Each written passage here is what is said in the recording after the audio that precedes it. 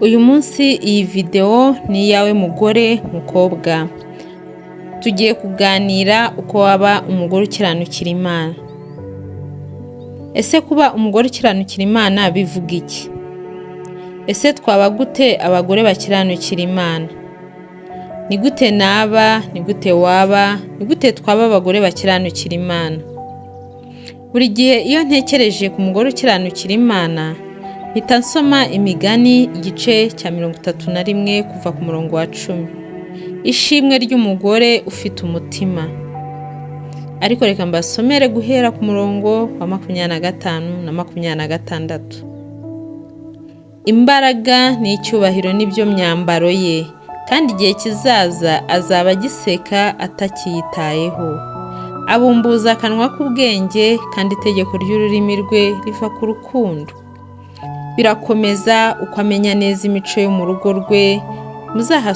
Muzahasome hose kuva ku gice cya 10. Harimo amagambo meza y'umugore ufite umutima. Arumvikana nk'umugore w'umunyembaraga, utagize icyo akennye, ufite amahoro, ufite ibyishimo, ufite urukundo. Umugore w'umunyembaraga. Ndashaka kumera nkawe, ndashaka kuba nkawe. Ndazi neza ko nawe wakwifuza kumera nkawe. Hanyuma rero, ni gute twaba nkawe? Ni gute twaba abagore bakiranukira Imana? Ni gute twaba nk'uko Imana ishaka ko tuba? Ndakeka ko ikintu cy'ingenzi umugore ukiranukira Imana agomba kumenya nuko abazi icyari cyo muri Kristo. Aba afite kwizera, azi icyo Imana yamuremeye kuba. Azi ko mbere y'ikintu icyo ari cyo cyose muri iyi si, mbere yo kuba umubyeyi, mbere yo kuba umwarimu, umuganga cyangwa n'ibindi, azi ko ari umukobwa w'Imana. Azi icyo ari cyo imbere y'Imana. Ameze nk'igiti gitewe hafi y'amazi, gishorera imizi mu mugezi. Yeremiya 17 umurongo wa 8. Ni icyaremwe kizi icyo Imana yakiremeye. Wakwibaza uti namenya gute icyo Imana yandemeye? Bagore bakobwa, mugomba kumenya ko icyo Imana yaturemeye kandi nadushakaho ari uko tugomba kugendera mu gushaka kwayo. Tugomba kugendera mu gushaka kw'Imana. Ariko kugendera mu mategeko yayo, kandi ntago wamenya icyo Imana igushakaho udasoma ijambo ryayo. Ntiwamenya icyo Imana yakuremeye, icyo ishaka kuba cyo udasoma ijambo ry'Imana. Umugore ukiranukira Imana aha umwanya Imana, igihe cye cyose akakimara asoma ijambo kandi asenga. Ni Imana yawe, ni umubyeyi wawe. Ugomba rero kumarana umwanya nawe, ukamenya ibyo akunda n'ibyo yanga binyuze mu ijambo. Ugomba gutangira ugasoma Bibiliya, kandi nubitangira uzabona impinduka mu buzima bwawe. Umugore ukiranukira Imana yubaha ijambo ry'Imana kandi agakora ibyo ijambo rivuga. Tangira ushakire Imana yawe umwanya. Urekeraho ibyo bintu usimbuza umwanya w'Imana, izo Instagram, TikTok, ibiganiro bidahesha Imana icyubahiro. Uwo mwanya wose umara mu bidafite umumaro, ongera uwugarurire Imana yawe.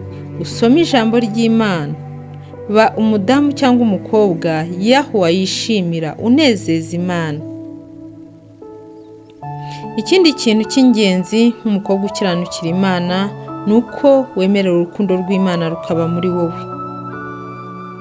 Kuko nuba mu rukundo rwayo, uzayinezeza, izaguha ubwenge n'umunezero no kuyimenya.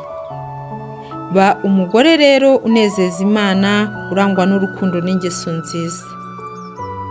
Amagambo ava mu kanwa kawe ajya gutera igikundiro kandi agirira abandi umumaro.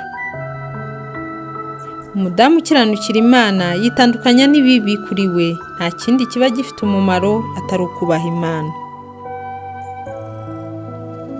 Kuko menye neza yuko naho rwaba urupfu cyangwa ubugingo, cyangwa abamarayika, cyangwa abategeka, cyangwa ibiriho, cyangwa ibizaba, cyangwa abafite ubushobozi, cyangwa uburebure bw'igihagararo, cyangwa uburebure bw'ikijyepfo, cyangwa ikindi cyaremwe cyose bitazabasha kudutandukanya n'urukundo rw'Imana ruri muri Kristo Yesu umwami wacu.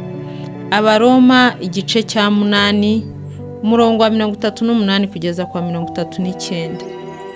Nta kintu na kimwe muri iyi si cyagutandukanya n'urukundo rw'Imana. Ndabaha urugero.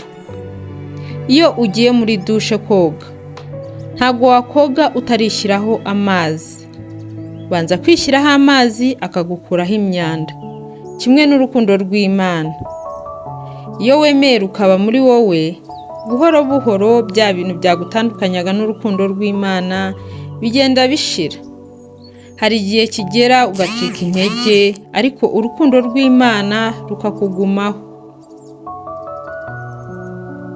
rukakugumaho urukundo rw'Imana nubwo waba utarukwiriye. Umugore ukiranukira Imana rero aba agomba guhora imbere y'Imana yinginga, asenga abwira Imana ati: Mana, ndashaka kukubaha mu buzima bwanjye bwose. Urukundo rwawe Mana rube muri njye nubwo ntarukwiriye. Mana, ni gute nagushimisha, ni gute nagukorera nkoresheje igihe cyanjye. Uzajya ubyuka mu gitondo kare, usenge, usome ijambo ry'Imana, wubahe Imana yawe kuko nicyo yakuremeye. Imana irashaka ko uba umugore yahamagaye maze ukitaba ntiwinangire umutima. Bwira Imana yawe uti: Mana, uncishe bugufi, nubona ncitse intege unsange.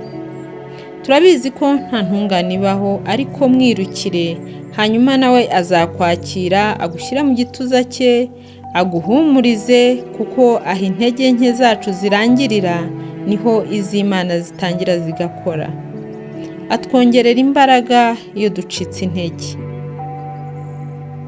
Ikindi cyanyuma nshaka kubabwira ni ukumenya ko kuba umugore ukiranukira Imana ari urugendo, ntabwo ari inzira ngo uragere iyo ujya. Bisaba kwihangana mu rugendo. Icyo nzi neza rwose ntashidikanya ni uko yatangiye umurimo mwiza muri mwe izawurangiza rwose kugeza ku munsi wa Yesu Kristo. Abafilipi igice cya 1 umurongo wa 6.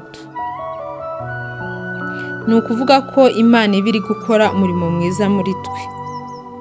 Nk'umugore, umugabo cyangwa uwo ari we wese ukiranukira Imana agomba kumenya ko yatangiye umurimo mwiza muri we izawurangiza kugeza igihe Yesu azaba agarutse. Kandi kiregereje, umwami wacu ari bugufi kujyana itorero. Nk'umugore rero ukiranukira Imana agomba guhora yiteguye, itabaza rye ntirizime, kandi akamenya ko atari wenyine mu rugendo. Mugore, mukobwa, mara igihe cyawe mu ijambo. Mara igihe cyawe mu gusenga.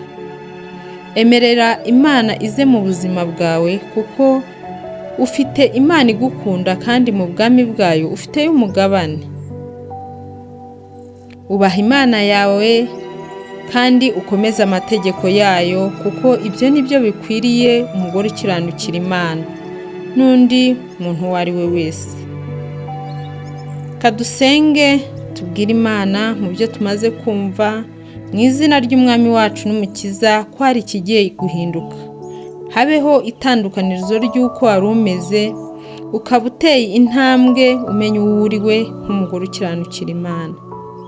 Imana igufitiye byinshi byiza. Imana ni nziza, yemerera izibane nawe, ubundi urebe ngo haraba impinduka mu buzima bwawe. Haleluya. Muhabwe umugisha. Muhimbaze Yahuah.